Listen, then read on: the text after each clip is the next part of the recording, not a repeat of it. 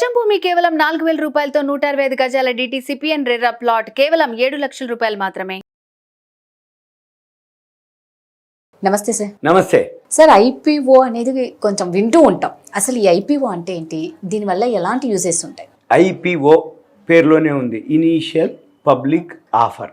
Initial ప్రప్రథమంగా first time కంపెనీలు public ప్రజలకి ఆఫర్ చేసేదాన్నే IPO అంటారు. అయితే ఈ మధ్య కాలంలో ఎప్పుడైతే షేర్ మార్కెట్ బాగా అంటే 20,000 దాటిందో నిఫ్టీ, BSE సెన్సెక్స్ వచ్చి ఆల్ టైమ్ హైకి పోవటం, న్యూ హై రెండు అన్నీ, ఒక BSE సెన్సెక్సే కాదు, నిఫ్టీ కాదు, ఫైనాన్షియల్ నిఫ్టీలు, బ్యాంక్ నిఫ్టీలు, మిడ్ క్యాప్ నిఫ్టీలు అన్నీ కూడా ఆల్ టైమ్ హైకి రావటం జరిగింది, న్యూ హైకి రావటం జరిగింది. ఈ ఆల్ టైమ్ హై, న్యూ హైకి వచ్చినప్పుడు ఈ IPOలు వరదలు వచ్చినట్టు వస్తూ ఉంటాయి. ఇప్పుడు కంటిన్యూగా చాలా IPOలు ఉన్నాయి.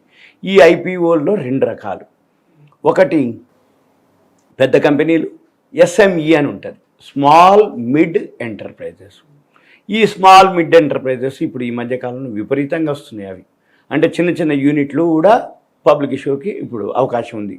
వాటిని SME అంటారు. IPO అంటే రెండు రకాలు, పెద్ద కంపెనీలు, SME చిన్న కంపెనీలు. NSE వెబ్సైట్లో NSE నేషనల్ స్టాక్ ఎక్స్చేంజ్ ఒక వెబ్సైట్ ఉంటుంది. NSE SME అంటే చిన్న కంపెనీలు, అవి ట్రేడ్ అవుతాయి, అది దానికి ఒక వెబ్సైట్ ఉంది. NSEలోనే రెండు. BSE బాంబే స్టాక్ ఎక్స్చేంజ్, మళ్ళీ BSEలోనే SME అంటే స్మాల్ మిడ్ ఎంటర్ప్రైజ్. అంటే BSE SME ఒక వెబ్సైటు, BSE ఒక వెబ్సైటు, NSE ఒక వెబ్సైటు, NSE SME ఒక వెబ్సైటు. దీంట్లో ట్రేడ్ అయ్యాయి, దీంట్లో ట్రేడ్ కావు, దాంట్లో ట్రేడ్ అయ్యాయి, దీంట్లో ట్రేడ్ కావు. SMEలో ట్రేడ్ అయ్యాయని చిన్నయే, పెద్ద దాంట్లో పెద్ద కంపెనీలు ట్రేడ్ అవుతాయి. అయితే ఇక IPO వచ్చేటప్పటికి ఈ SME IPOలు ఉంటాయి, మామూలు పెద్ద కంపెనీ IPOలు ఉంటాయి. ఇక మన పని ఏంటిది? IPO జనరల్గా ఎందుకు ఎక్కువ అట్రాక్ట్ అవుతారు అంటే, కంపెనీ వాడు ఒక ధరకి ఇస్తాడు, అది అందరికీ కామన్ రేటు. అంటే మ్యూచువల్ ఫండ్స్ అయినా, ఇన్స్టిట్యూషన్లు అయినా, స్మాల్ ఇన్వెస్టర్స్ అయినా, HNIలు హై నెట్వర్త్ ఇన్వెస్టర్స్ అయినా, యాంకర్ ఇన్వెస్టర్స్ పెద్ద ఇన్వెస్టర్స్ అయినా, వాళ్ళందరికీ కూడా ఒకటే రేటుకి అలాట్ చేస్తారు. అంటే ఏంది, కంపెనీ వాడు ఒక ధర ఏదైతే నిర్ణయిస్తుండో చిన్న పెద్ద లేకుండా అందరికీ సమానంగా ఒక రేటుకి వస్తుంది. కాబట్టి అందరూ అప్లై చేస్తారు, ఎక్కువ శాతం దాని మీద అట్రాక్ట్ అవుతారు, దాని మీద ఇంట్రెస్ట్ చూపిస్తారు. అయితే ఈ రేటు అనేది ఏదైతే ఉందో IPO రేటు, అందరికీ ఒకటే రేట్ ఇస్తారు. ఫస్ట్ టైం కాబట్టి కంపెనీలు జనరల్గా తక్కువకు వస్తాయి అనేది ఒక నానుడి.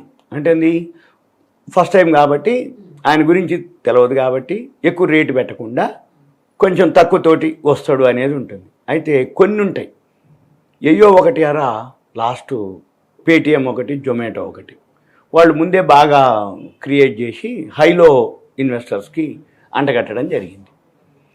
ఏవో కొన్ని జరుగుతాయి, అట్లా ఎక్కువ శాతం అట్లా జరగవు. కాబట్టి IPO చాలామంది అప్లై చేయడం జరుగుతుంది, IPO అట్రాక్ట్ అవ్వటం జరుగుతుంది. అయితే ఇక IPOకి మనం తీసుకోవాల్సిన జాగ్రత్తలు ఏంటి? చిత్తోర్ఘర్ అని ఒక వెబ్సైట్ ఉంది. చిత్తోర్ఘర్ రాజస్థాన్ది. ఆ వెబ్సైట్ పేరు చిత్తోర్ఘర్, ఆ ఊరు చిత్తోర్ఘర్, వాళ్ళు పెట్టిన వాళ్ళు కూడా చిత్తోర్ఘర్ వాళ్ళు కాబట్టి వాళ్ళ ఊరి పేరుతోటి ఒక వెబ్సైట్ ఉంది, చిత్తోర్ఘర్, CHITTORGARH. ఈ చిత్తోర్ఘర్ వెబ్సైట్కి వెళ్తే అక్కడ IPOలు ఉంటాయి, SME IPO ఉంటుంది, మామూలు IPOలు ఉంటాయి. ఏమేమి ఉన్నాయో అవన్నీ కూడా లిస్ట్ ఉంటుంది. ఆ వెబ్సైట్లోకి వెళ్తే ఇప్పుడు ప్రజెంట్ ఏమేమి ఇష్యూలు ఉన్నాయి, రాబోతున్నాయి ఏమేమి ఇష్యూలు ఉన్నాయి, అవి ఏ ధరకు వచ్చినాయి, ఎంతకిచ్చిర్రు, ఎంతకిస్తున్నారు. అయితే మనమేం చూడాలిగా, ఆ చిత్తోర్ఘర్ వెబ్సైట్లోకి వెళ్ళి ఇక కంపెనీ ఇన్ఫర్మేషన్ మొత్తం ఉంటుంది.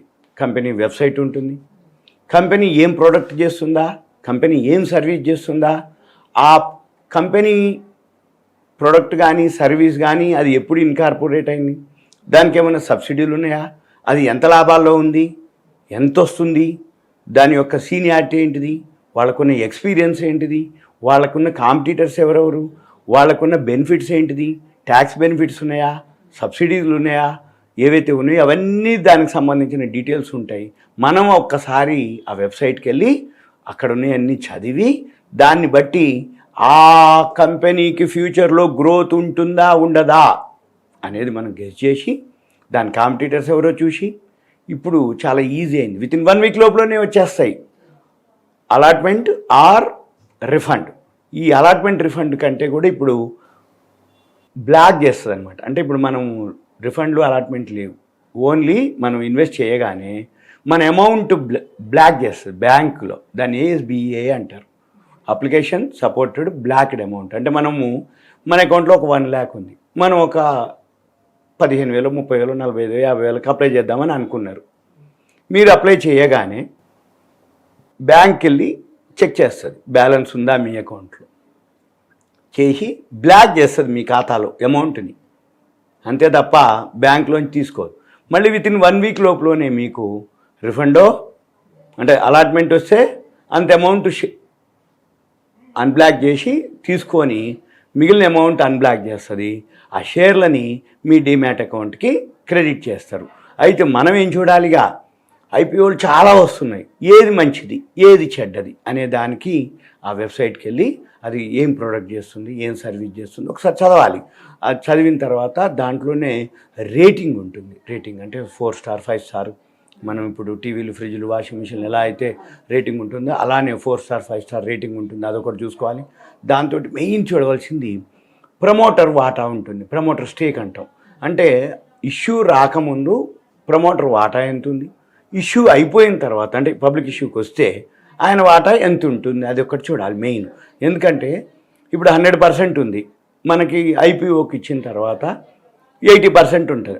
ఓకే, సపోజ్ ఆయన 15 16 ఉండి ఇష్యూ అయిపోయినాక 35 40 ఉందనుకోండి, అది మనం అంత ఎంకరేజ్ చేయం.